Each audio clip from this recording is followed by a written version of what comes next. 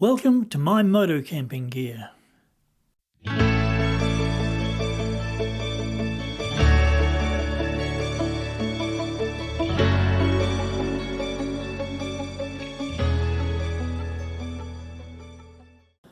Well, hi everyone, and welcome back to the channel.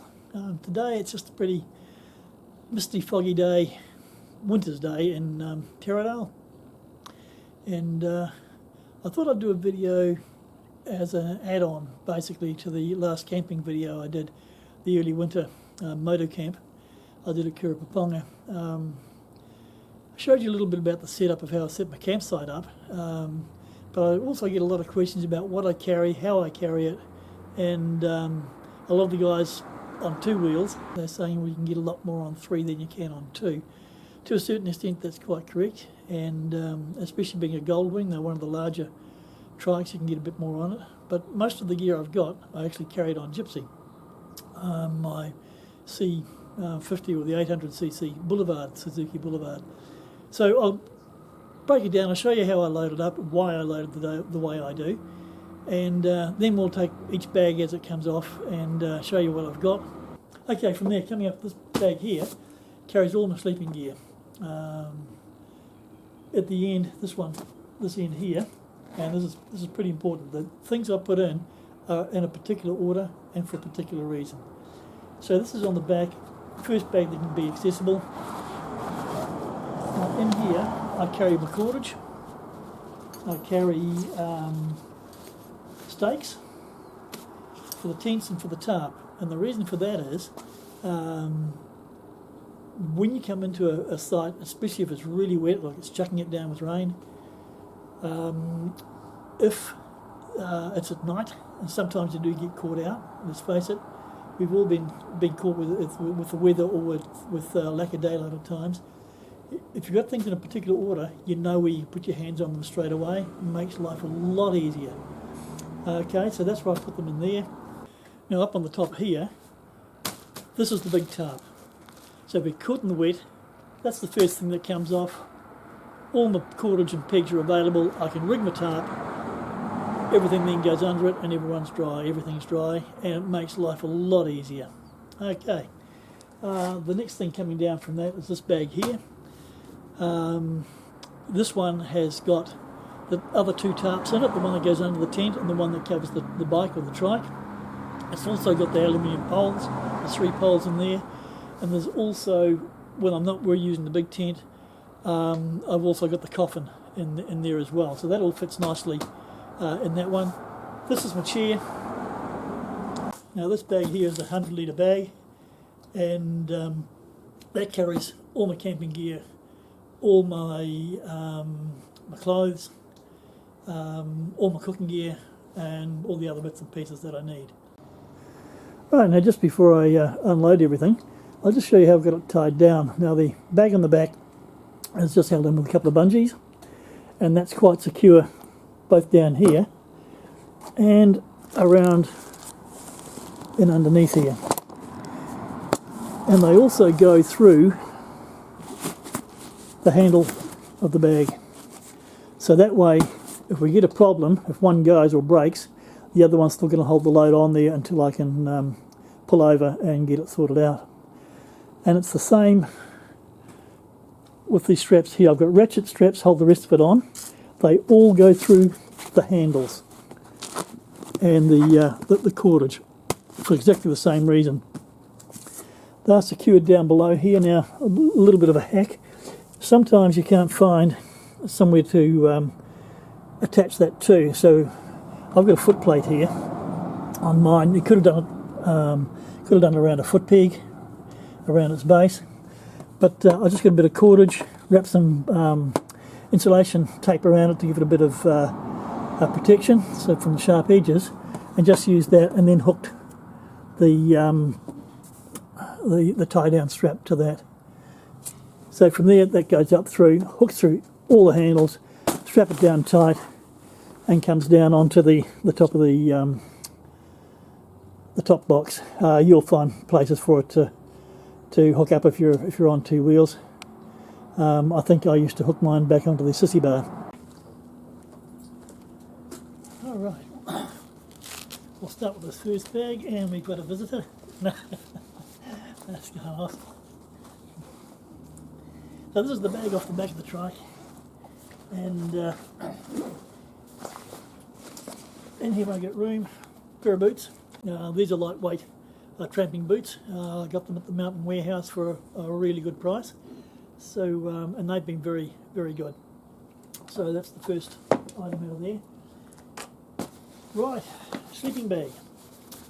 This is the Ranfurly Traverse down bag, rated to 15 below Celsius, and the best sleeping bag I've ever had. Absolutely brilliant.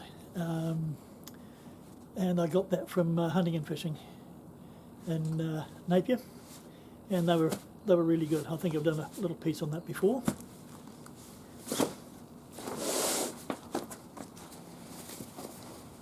And the same with this is my air mattress, and it's from the Gear Doctor.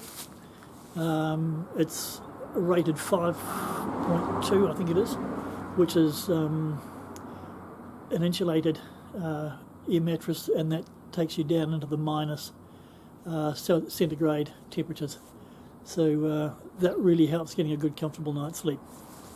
It's got its own little blow up bag in it, and that can also double up as a dry bag or as a wet bag. If you want to catch some bit of water, you've forgotten to bring something with you, you can use it to do that as well. It also fits the next item, which I'm going to show you.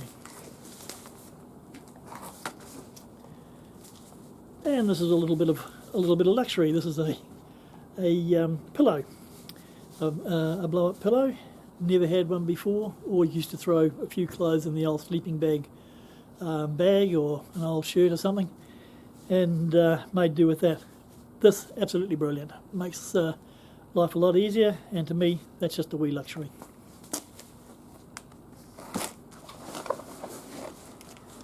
And last and not least, in there inside this bag is a very small low slung camp stretcher. What it does, I'll show you how it works at some stage, not today though. It gets you up off the ground, and especially when it's cold, if the ground is really, really cold, especially in the late autumn, early spring, and obviously through winter, it gets you up off the ground. Good insulation underneath it, between this and your sleeping bag, and you've got no worries. Righto, now in the top box, I carry 3 bags with me. First one, just an ordinary old shopping bag, but in there I've got a little folding saw, and I've got a tomahawk, and that's where I use this bag to collect the firewood and twigs and stuff that I need for my stove. This bag here, pretty simple, that's my food bag, so or my tucker bag, whichever you like to put it, and everything goes into there. Keeps it up out of the way, keeps it out of harm's way, protects my food. And this one is all my water purifying gear. So the first thing I've got there is a bladder off an old hydration unit. You can get them in packs and things. That's 3 litres. And the hose going down from there, instead of going into your mouth, goes into this, which is a Sawyer's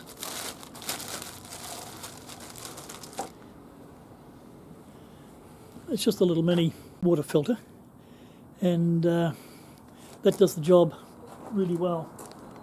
And of course that filters down into this bag here.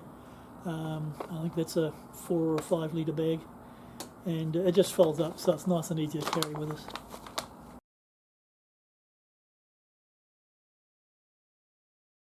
Okay, then the next item I've got on there is this longer cover that I've got, and this is the cover actually off the camp stretcher, which I sometimes take when I'm at bigger camps, and if I'm going to be out for a few more days. The camp stretcher actually goes with another tent that I've got, which you've seen, and that's this one here. This is the Coleman tent. It's a 4-man tent.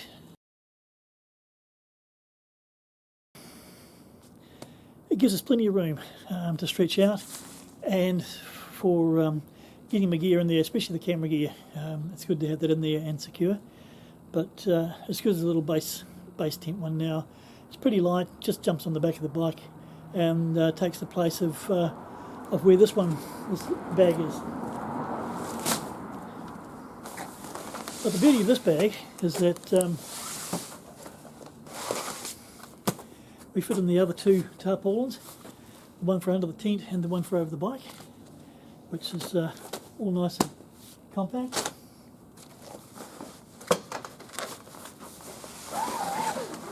It takes the poles, and the last thing in there is the coffin.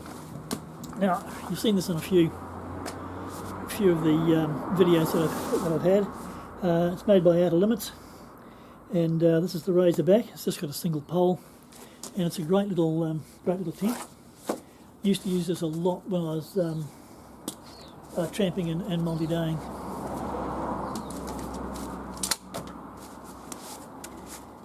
Now I want to show you something here. This is all comes back to this theory of if you've got everything set up, when you get into adverse conditions, you can put your hands on anything at any time. So when you've got your tent and you want to set the thing up, and it's chucking it down with rain, you may have your tarp up, but if you don't, or even if you do, it doesn't really matter. The first thing you want out of there is the bottom part of it. So you can fire that out, peg it out, which is all good, and then you get your pegs in there. But then you got the outer fly sheet and underneath it. It's no use having that in first. It's only going to lie out in the rain or lie out in the wet or do something. And so pack it in first, then put the ground sheets in. Right, that's another little tip.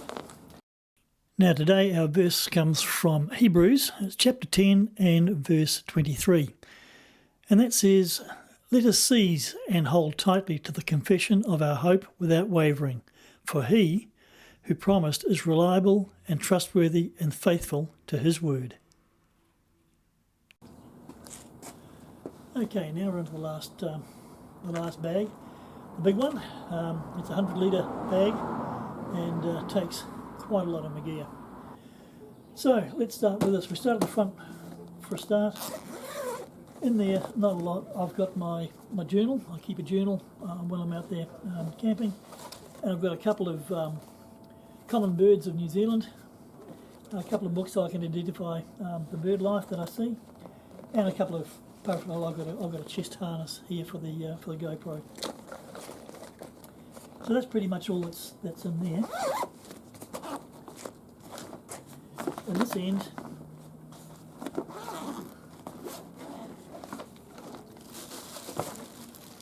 I carry a basin, and that's for doing the dishes and for cleaning me up at times. And then here's a little bag of what I call my emergency bag. There's my compass, there's some insect repellent, matches, spare batteries, knife, there's a spare mantles for the lantern, for my little lantern, there's fire lighters, needle, thread, duct tape, that sort of thing, loo paper. Loo paper that can actually multitask into three things. For one, obviously for what it was made for, but two, if you get a wound, cut yourself or whatever, it can be a compress and press the wound, or it can be a fire lighter if you run out of anything else to light a fire with. So things like that are, just using my head a little bit. Well, I think I am.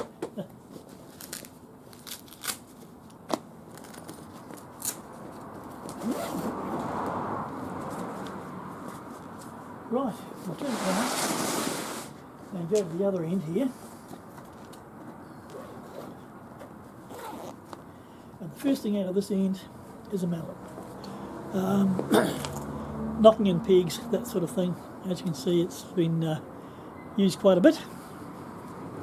But it's better than trying to force them in or use a rock or something like that. Grabbed a rock at one of my camps, went to bash the the peg, which I did, but had a rough edge there and I just tore my finger open. So yeah, not a good, hard lesson to learn.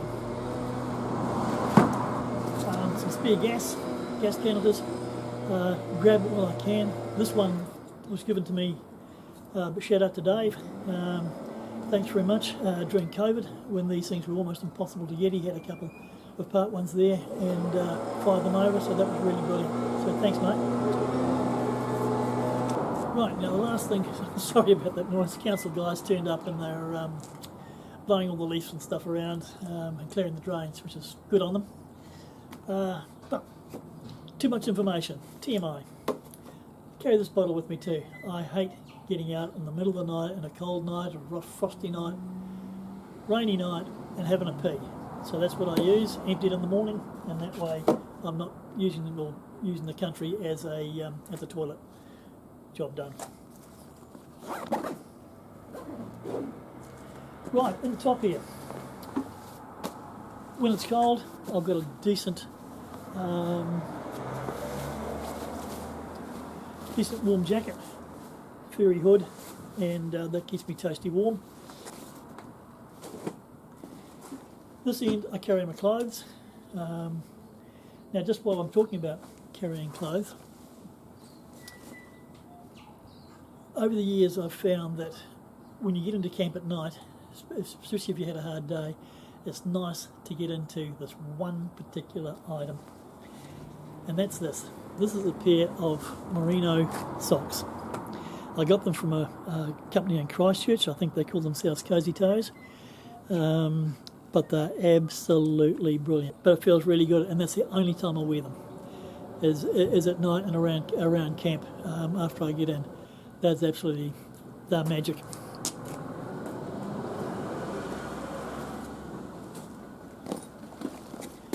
Now this bag. This is all my kitchen stuff. Well, some of it. All my cutlery, can openers, and spare lighters are in there, barbecue lighters, etc.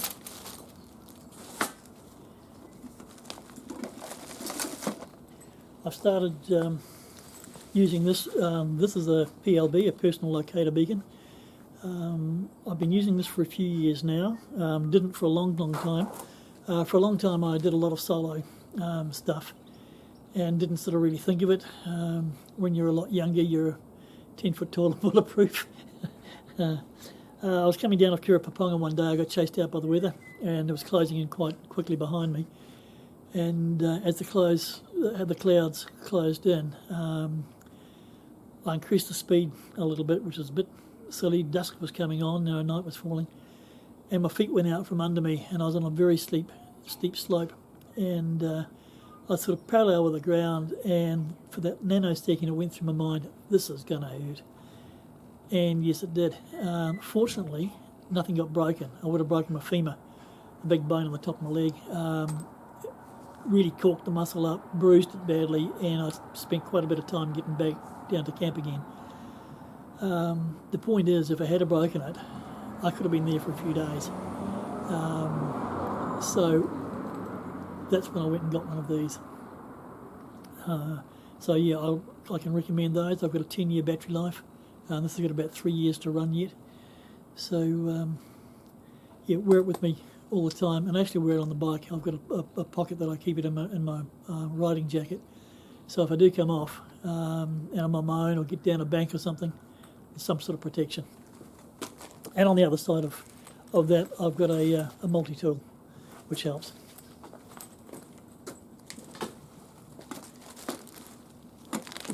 I've got washing up gear, a little bit of washing up fluid and a handy towel. In here I've got a small cooking set, which, you know, is the standard sort of thing.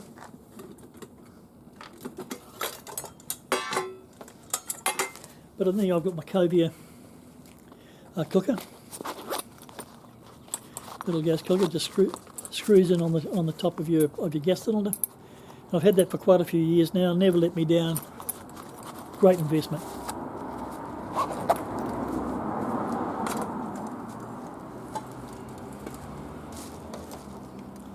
And here's my cup. Bit of foil, often use that. The cup is metal, simple reason being, you use a plastic cup or something like that, you can't boil up on a bit of fire on your cooker. So instead of cooking up a whole billy full or whatever, just cook up a cupful. This lives in the cup, and that's the little lantern, little gas lantern that I use. And those spare mantles that I was talking about for you fit onto that.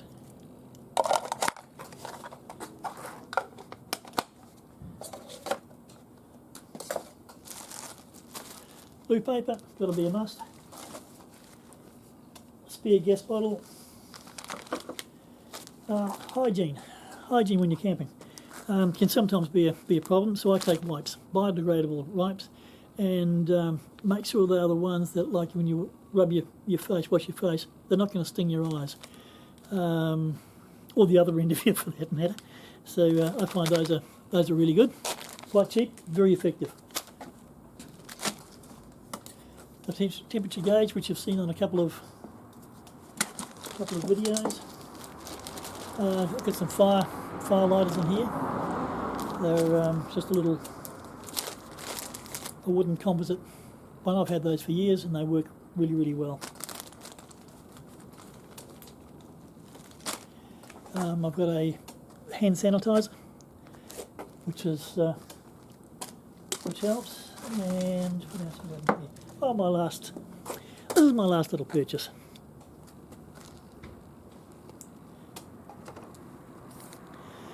This is, well, just so you can pinch one off your car aerial. But what it is when you're, especially now with I'm down to one lung, okay?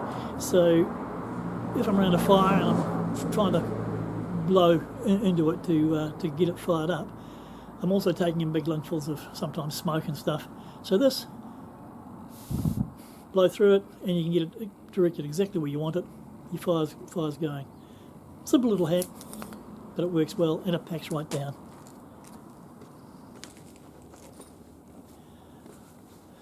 One's a microfiber towel. Gotta have those. There's my little wood stove, packs down nicely into that. You've seen that. I'll put a clip up with that for you. Okay, so there we are. A few twigs in, and she's away.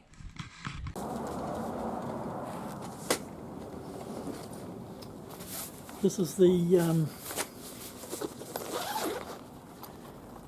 implements, all the cooking stuff that you've seen on another one, seen on another program.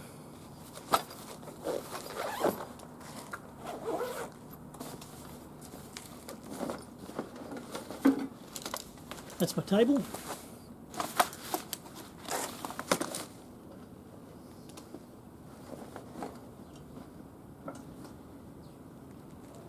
Now in here,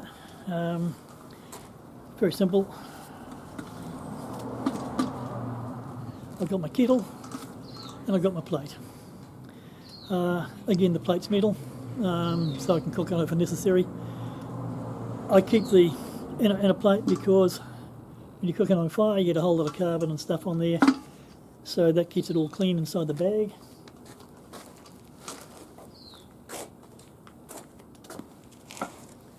We've got the fry pan, and the last but not least, right on the bottom of the bag is my grill. I'll get it out and show you.